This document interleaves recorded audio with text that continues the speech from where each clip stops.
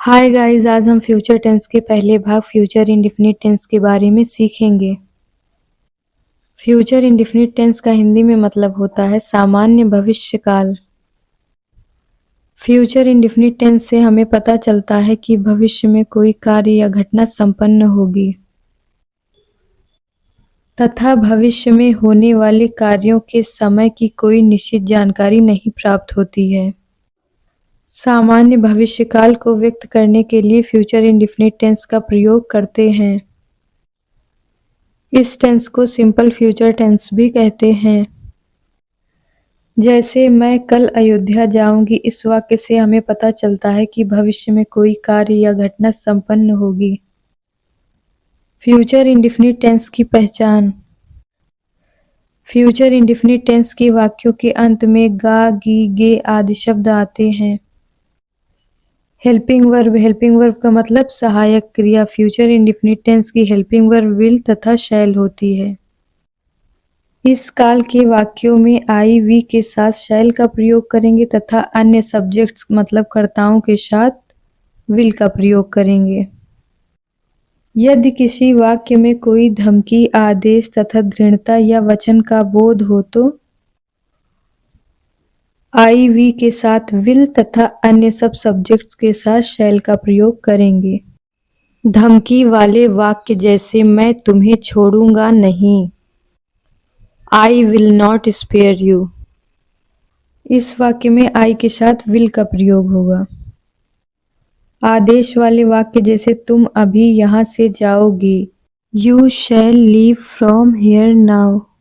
इस वाक्य में यू के साथ शैल का प्रयोग हुआ है क्योंकि जिस वाक्य में धमकी, आदेश तथा दृढ़ता या वचन का बोध होता है उसमें आई वी को छोड़ के बाकी सब सब्जेक्ट के साथ शैल का प्रयोग करते हैं। दृढ़ प्रतिज्ञा या संकल्प वाले वाक्य, मैं यह काम जरूर करूंगा, I will definitely do this work. इसमें भी आई के साथ विल का प्रयोग हुआ है। ये सिर्फ एग्जाम्पल था, आगे हम सेंटेंसेस को बनाना सीखेंगे। अब बात करते हैं मेन वर्ब मतलब मुख्य क्रिया की। फ्यूचर इंडेफिनिट टेंस में मेन वर्ब मुख्य क्रिया की फर्स्ट फॉर्म का प्रयोग करते हैं। इस टेंस में कल के लिए यस्टरडे का प्रयोग नहीं करेंगे। इस टेंस में कल के लिए टुमारो का प्रयोग करेंगे। Affirmative sentences of future indefinite tense. Affirmative sentences मतलब साधारण वाक्य। इसका स्ट्रक्चर मैंने बनाया हुआ है, आप लोग देख सकते हैं। पहले सब्जेक्ट, फिर प्लस विल या शैल, फिर प्लस वर्ब की फर्स्ट फॉर्म, फिर प्लस ऑब्जेक्ट। इसमें सब्जेक्ट कर्ता या विषय है, विल या शैल इसमें हेल्पिंग वर्ब है, वर्ब इसमें क्रिया है, ऑब्जेक्ट इसमें कर्म या वस्तु है। आइए इसका एग्जाम्पल देख लेते हैं। राम गाना गाएगा, Ram will sing a song. Ram इसमें सब्जेक्ट है, विल हेल्पिंग वर्ब है, सिंग इसमें वर्ब की फर्स्ट फॉर्म है, ए सॉन्ग इसमें ऑब्जेक्ट है। इस सेंटेंस में राम के साथ विल का प्रयोग हुआ है क्योंकि राम गाना गाएगा यह एक सरल वाक्य है। इस वाक्य में कोई धमकी, आदेश या दृढ़ता या वचन जैसे शब्दों का बोध नहीं हो रहा है, इसलिए इस सेंटेंस में राम के साथ विल का प्रयोग हुआ है। सेकेंड एग्जाम्पल, मैं आज यह पुस्तक पढ़ूंगा, आई शैल रीड दिस बुक टुडे। आई इसमें सब्जेक्ट है, शैल हेल्पिंग वर्ब है, रीड वर्ब की फर्स्ट फॉर्म है, दिस बुक इसमें ऑब्जेक्ट है, टुडे मतलब आज के लिए लगा हुआ है। इस वाक्य में आई के साथ शैल का प्रयोग हुआ है क्योंकि इस वाक्य में ना तो धमकी दी जा रही है ना ही आदेश दिया जा रहा है, यह एक साधारण वाक्य है। आइए अब देख लेते हैं धमकी, वचन या दृढ़ता वाले वाक्य। फर्स्ट एग्जाम्पल, धमकी वाले वाक्य, मैं तुम्हें मार दूंगा, आई विल किल यू। इसमें आई सब्जेक्ट है, विल हेल्पिंग वर्ब है, किल वर्ब की फर्स्ट फॉर्म है, यू इसमें ऑब्जेक्ट है। इसमें आई के साथ विल का प्रयोग हुआ है क्योंकि इस वाक्य में धमकी दी जा रही है। आइए अब वचन वाले वाक्य का एग्जाम्पल देख लेते हैं। हम आपको अवश्य मिलेंगे, we will definitely meet you. We इसमें सब्जेक्ट है, विल हेल्पिंग वर्ब है, मीट इसमें वर्ब की फर्स्ट फॉर्म है, यू इसमें ऑब्जेक्ट है। इस सेंटेंस में वी के साथ विल का प्रयोग हुआ है क्योंकि हम आपको अवश्य मिलेंगे। ये वाक्य वचन प्रकट करने वाला वाक्य है। आइए अब दृढ़ता वाले वाक्य का एक एग्जाम्पल देख लेते हैं। वह इस समस्या को हल जरूर करेगा। ही शैल सॉल्व दिस प्रॉब्लम। इसमें ही के साथ शैल का प्रयोग हुआ है क्योंकि वह इस समस्या को हल जरूर करेगा। ये दृढ़ता प्रकट करने वाला वाक्य है, इसलिए ही के साथ शैल का प्रयोग हुआ है। ही इसमें सब्जेक्ट है, शैल हेल्पिंग वर्ब है, सॉल्व वर्ब की फर्स्ट फॉर्म है, दिस प्रॉब्लम इसमें ऑब्जेक्ट है। Negative sentences of future indefinite tense. Negative sentences मतलब नकारात्मक वाक्य। जिन वाक्यों में नहीं या ना जैसे शब्द आए उन्हें नकारात्मक वाक्य नेगेटिव सेंटेंस कहते हैं। आइए अब नेगेटिव सेंटेंसेस का स्ट्रक्चर देख लेते हैं। पहले सब्जेक्ट, फिर प्लस विल या शैल, फिर प्लस नॉट, फिर प्लस वर्ब की फर्स्ट फॉर्म, फिर प्लस ऑब्जेक्ट।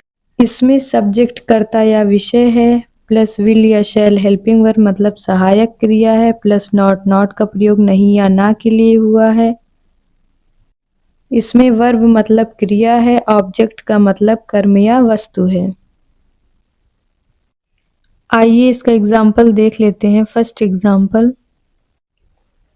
वह कल पत्र नहीं लिखेगा। He will not write a letter tomorrow. He इसमें सब्जेक्ट है, विल हेल्पिंग वर्ब है, नॉट का प्रयोग नहीं या ना के लिए हुआ है, वर्ब की फर्स्ट फॉर्म इसमें राइट है, ऑब्जेक्ट इसमें अ लेटर है, टुमारो मतलब आने वाले कल। इस वाक्य में ही के साथ विल का प्रयोग हुआ है क्योंकि ये वाक्य कोई धमकी, वचन या दृढ़ता प्रकट करने वाले नहीं हैं, इसलिए ही के साथ विल का प्रयोग हुआ है। सेकेंड एग्जाम्पल, मैं तुम्हें नहीं बुलाऊंगा। आई शैल नॉट कॉल यू। आई इसमें सब्जेक्ट है, शैल हेल्पिंग वर्ब है, नॉट नहीं या ना के लिए, कॉल इसमें वर्ब की फर्स्ट फॉर्म है, यू इसमें ऑब्जेक्ट है। इस वाक्य में आई के साथ शैल का प्रयोग हुआ है क्योंकि ये वाक्य भी कोई धमकी, आदेश या दृढ़ता प्रकट करने वाला नहीं है। आई होप आप लोग को समझ में आ रहा होगा। Interrogative sentences of future indefinite tense. Interrogative sentences मतलब प्रश्नवाचक वाक्य। ये दो प्रकार के होते हैं। फर्स्ट टाइप के वाक्य, यदि वाक्य में सबसे पहले क्या शब्द आए तो हमें उसकी अंग्रेजी नहीं लगानी है। आइए इसका स्ट्रक्चर देख लेते हैं। मैंने बनाया हुआ है, आप लोग देख सकते हैं। पहले विल या शैल, फिर प्लस सब्जेक्ट, फिर प्लस वर्ब की फर्स्ट फॉर्म, फिर प्लस ऑब्जेक्ट। इसमें विल या शैल हेल्पिंग वर्ब मतलब सहायक क्रिया है, सब्जेक्ट कर्ता या विषय है, वर्ब क्रिया है और ऑब्जेक्ट कर्म या वस्तु है। आइए इसका फर्स्ट एग्जाम्पल देख लेते हैं। क्या हम कल मिलेंगे? Shall we meet tomorrow. Shall इसमें हेल्पिंग वर्ब है, वी इसमें सब्जेक्ट है, मीट वर्ब की फर्स्ट फॉर्म है, टुमारो मतलब आने वाला कल। सेकेंड एग्जाम्पल, क्या मैं तुम्हें पहचान लूंगा? शैल आई रिकॉग्नाइज यू। शैल इसमें हेल्पिंग वर्ब है, आई इसमें सब्जेक्ट है, रिकॉग्नाइज इसमें वर्ब की फर्स्ट फॉर्म है, यू इसमें ऑब्जेक्ट है। आई होप आप लोग को समझ में आ रहा होगा। सेकेंड टाइप के वाक्य, यदि वाक्य के बीच में प्रश्नसूचक शब्द जैसे कहाँ, क्यों, कैसे, कब आदि शब्द आए तो हमें उसकी अंग्रेजी सबसे पहले लगानी है। इसका स्ट्रक्चर मैंने बनाया हुआ है, आप लोग देख सकते हैं। पहले WH वर्ड्स, फिर प्लस विल या शैल, फिर प्लस सब्जेक्ट, फिर प्लस वर्ब की फर्स्ट फॉर्म, फिर प्लस ऑब्जेक्ट। आइए इसका एग्जाम्पल देख लेते हैं। फर्स्ट एग्जाम्पल, वह किसे ढूंढेगा? Whom will he search. इस वाक्य में किसी वाक्य के बीच में आया है, इसलिए इसकी अंग्रेजी सबसे पहले लगाई गई है। होम इसमें WH वर्ड्स है, विल इसमें हेल्पिंग वर्ब है, ही सब्जेक्ट है, सर्च वर्ब है इसमें। आइए अब सेकंड एग्जाम्पल देख लेते हैं।